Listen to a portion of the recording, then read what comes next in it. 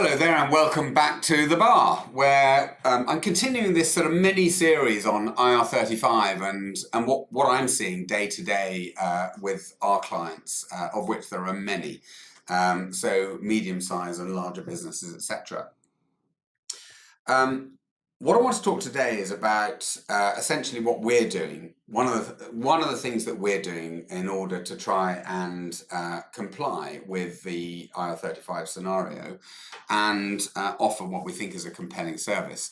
So what we are seeing is quite a lot of confusion within the customers that we work with around the sort of difference between making a determination as to whether a piece of work is within or inside IR35 and off payroll, or whether it is outside IR35. We're seeing many of our flexible resourcing teams, people that are out there, and we have several hundred of them that we essentially have on our books, who are saying they will simply not work on a piece of work which is inside IR35. They're not prepared to make that change. And whether that happens over time, changes over time or not, I don't know. But that is the stance that we're seeing consistently with many people. If the project is deemed to be an inside, off payroll, inside IR35 determination, we won't work on it. We'll only go for something that is outside IR35 so we can keep our commercial remuneration structure as it has always been. So that's interesting.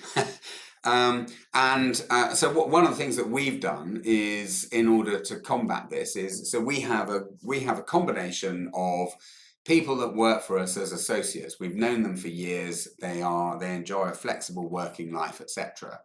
And they will continue to work for us. And where we have a determination which is off payroll, then they will work for us on an off payroll basis, which is fine. And they'll continue to do that, and we'll then be compliant, and that's fine. A big space for us is PMO. So in the PMO area, we're in a different space because we have employees that work for us delivering PMO services. And actually what it's done for us is heightened the importance of providing PMO as a service, as a managed service.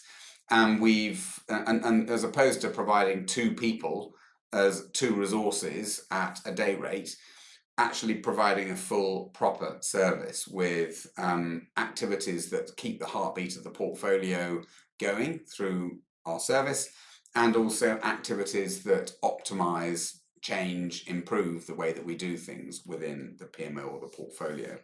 And what we do is we split it into 3 tiers, that service. So there is a direction and leadership tier, which is about engaging with or making sure that the direction and leadership of our service is delivering in accordance with the requirements of our client, who is the recipient of the service. So we have a direction and leadership layer. Then the next layer down is more to do with on-site stroke, being part of the team locally and delivering PMO tasks locally. So that's our delivery layer, where we're delivering run and optimize, PMO run and PMO optimize activities locally with that part of the service. And then the third part of the service is what we call the bureau. And the bureau is, we have employees that are back here in our offices outside the bar who can do sort of fairly bureau type services like data loading, or it's crank the handle type activities that pretty much anyone can do. So that enables us to provide a really compelling service structure for PMOs that's very IR35 compliant, because we're using employees, and is very comfortable for people or our clients to engage with. So that's one of the things we're doing. And next week I'm going to talk more about sort of what I see as being a perfect storm with IR35 that is brewing right now as we speak, even though we've been leading up to it for years.